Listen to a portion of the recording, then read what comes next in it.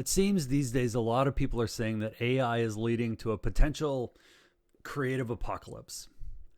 It was with this narrative in mind that last week I found myself in San Francisco with an empty hour that brought me to the San Francisco Museum of Modern Art. Sometimes the universe serves up exactly what you need, because what happened in that hour truly put my mind at ease.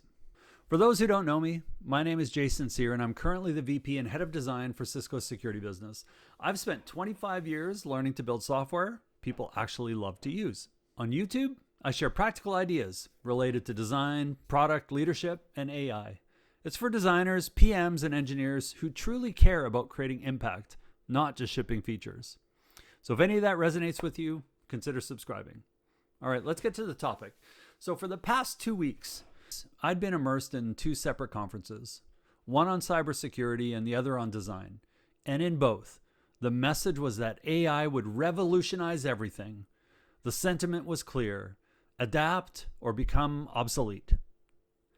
So with an hour to kill before I needed to be at dinner, I happened to glance across the street from the Moscone Center and see the Museum of Modern Art.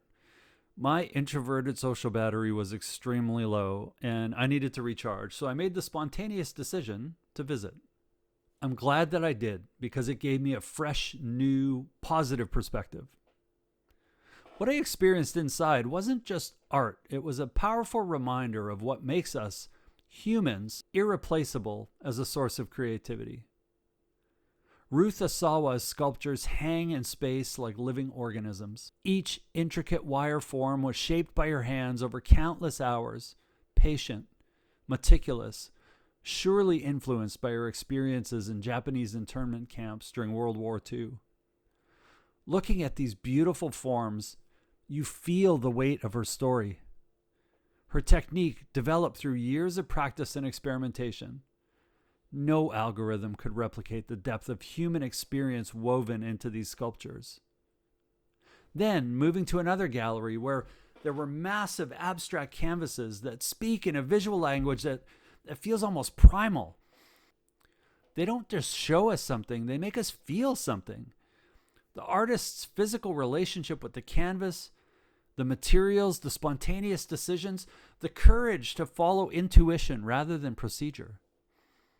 When we talk about AI-generated art, we're often impressed by its technical abilities. But standing before these beautiful works of art, I was struck by their profound humanity, the analog quality, and the sublime messiness that makes art transcend technique. And then I encountered The Visitors, a moving video installation by Ragnar Kjartansson. It's 9 musicians, each isolated in a different room of an old mansion, playing together through headphones, the same refrain repeated over and over, evolving, ebbing and flowing, with all the beautiful imperfections of live performance that capture perfectly the spirit of friendship and collaboration that comes with playing music with one another. What makes this piece extraordinary isn't the technical perfection. It's the opposite. It's the subtle asynchronicity, the breaths between notes, the humanity in each musician's interpretation of the same score. It's collaboration without uniformity. We witness and we become part of their beautiful state of flow. Standing there, I literally felt tears rolling down my cheek. Not just because of the haunting beauty of the music and not just because of the personal memories it evoked, but also because I realized it embodied everything that algorithms will never replicate. Genuine emotion, humanity, and the beauty in imperfection. And that is our advantage. As human creators, AI excels at pattern recognition and reconstruction, but it doesn't have true emotion. It doesn't know disappointment or wonder or the satisfaction of creating something that didn't exist before.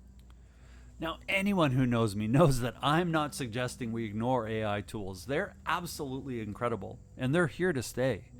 But they're just that, tools. Like the camera was to painting or digital software was to traditional design.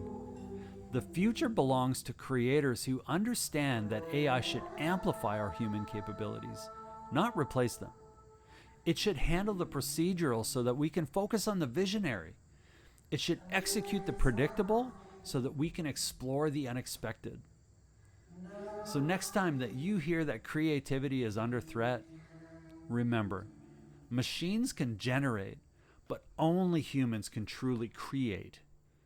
Our imperfections, our histories, our emotional intelligence, these aren't bugs in the system. They're the essential features that make our work meaningful.